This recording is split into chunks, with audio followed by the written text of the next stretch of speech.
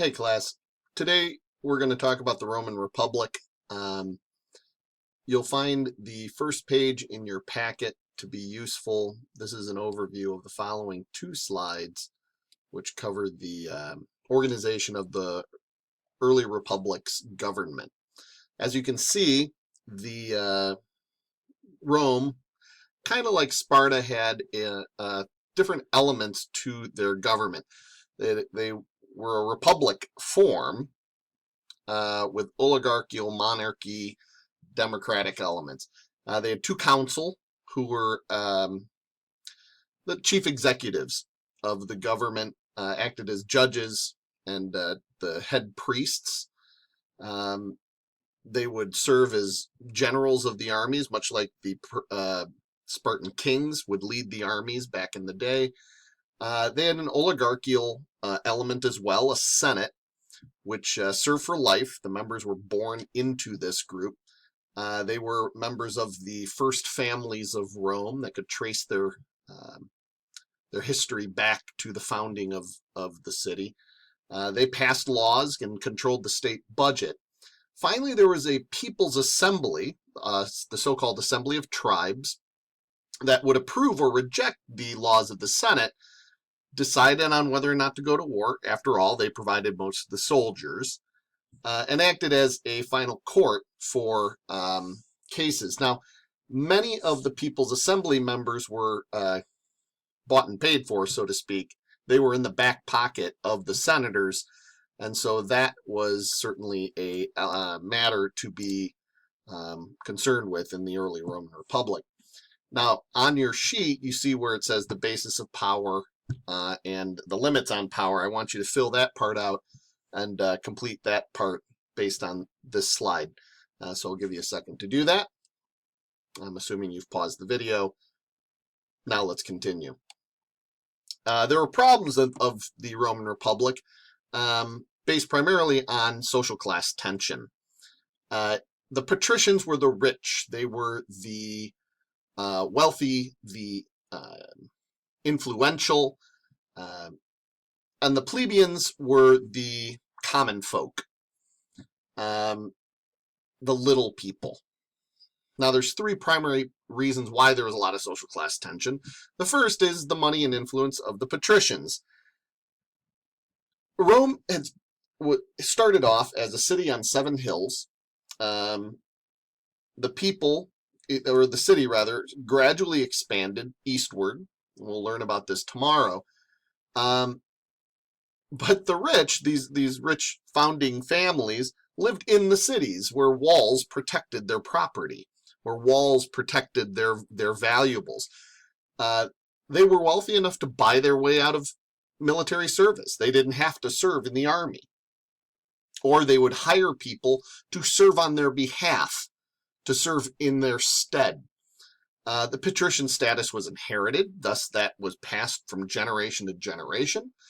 And they held virtually all the political power in the Roman system. After all, the consul were elected from their ranks. So you had the chief executive coming out of the oligarchical group that passed laws. So as I'm sure you can imagine, this lent a certain amount of stink to the relationship between the plebeians and the patricians. There was resentment.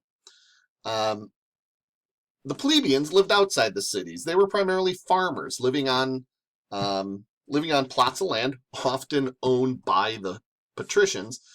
When they were in the army, the men went off to fight. The lands were neglected. It left those men that were not of military age, either too old or too young, and the women to farm, and it made the system less efficient. And of course, when Rome was invaded, the farms were devastated by the enemy. The farms were burned. The lands were ruined. The families were often slaughtered or had to retreat into the cities where they had no property, had no money, and had no prospects. Families were driven away. These soldiers would return from the wars. They had to borrow money from the patricians, who, after all, suffered no losses. All of their property was behind the walls, or at least their money, to restart their farms. They would go out searching for their families. The women who might have gone into prostitution. They might have sold their children into slavery or something to survive. Slavery was a completely different animal that we'll talk about in class back in Rome. But again, this created a lot of tension. The plebeians were fighting and defending the state, and here are the patricians, who they are defending, who ordered them into battle, and they're the ones suffering. The plebeians suffer in battle. Their lives are at risk, and their lands suffer. Their farms are devastated. Now, adding insult to injury, the law was such on debt, the law concerning debt was such that if a plebeian owned land, they generally needed to borrow money to start the farm. If they couldn't pay the debt, they would be arrested and made the slave of the creditor, who, of course, was the, you got it, patricians. The effect was to keep the plebeians in a constant state of poverty, dependent upon, yes, the patrician class. Finally, there was an unequal division of land.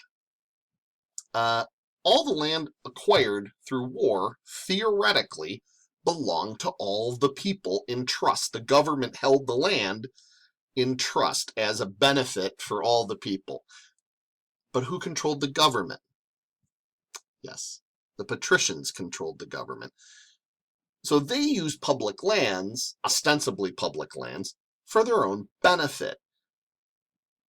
They would loan it out for no money, or a nominal amount of money, for example, to fellow patricians to be exploited. They wouldn't charge those fellow patricians rent, or they'd charge them just a small amount of rent.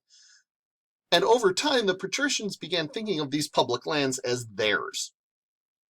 They would use the prisoners of war captured by the Roman army to create massive farms of slave labor, of these farmed by these prisoners of war. And of course, that would drive these plebeians, farmers, out of business because they couldn't compete with the scale of the production from these massive slave estates, for example.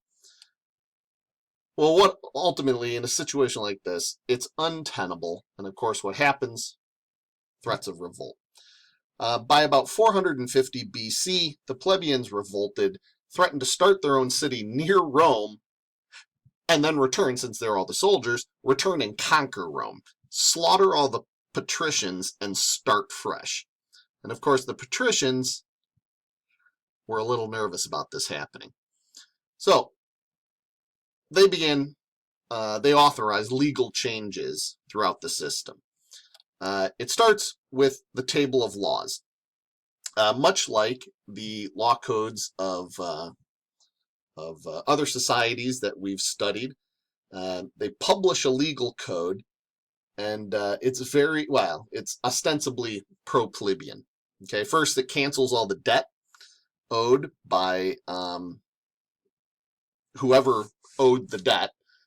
That debt was canceled, and any plebeians held in debt slavery were released as well. They were manumitted, is the phrase. They also created a new public office, tribune.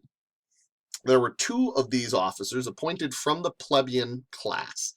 They were given veto power, the power to overrule any patrician office holder who acted in an unjust manner.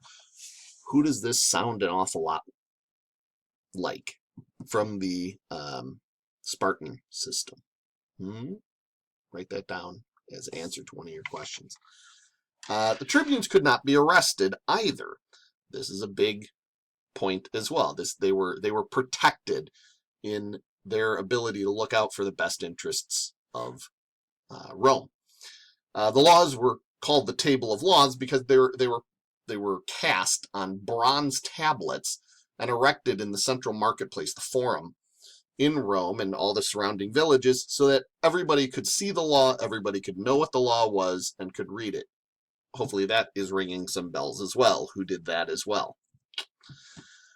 So what do we have? What's the result of this system? Well, post Table of Laws, patricians held office. plebeians and patricians could vote, and for the first time, social intermarriage, marriage between a patrician and a plebeian, could occur. Previous to that, it was illegal for members of one social class to marry another. Everybody could own property, theoretically. Everybody could enter into legal contracts, i.e. become a merchant. Anybody could go into business. There wasn't any restriction on the ability based on social class to go into business. Of course, what did you need to go into business? Yeah, that's right, money. And if you didn't have money, you weren't going to be able to go into business. Another story for another time. What are the responsibilities of all citizens? Well, service in the army. And of course, that fell still mainly on the plebs because they couldn't buy their way out of it like the patricians could. And of course, pay taxes. All plebs had to pay taxes. And of course, those patricians that weren't rich enough to have exempted themselves under the law by paying bribes to the appropriate senators to pass laws to exempt them, or who didn't have enough money to otherwise get out of paying taxes, had to pay taxes as well. So this is the early republic. Tomorrow in class, we'll talk a little bit about this and start in on the expansion of Rome, which is a pretty cool topic. Good night. See you guys tomorrow.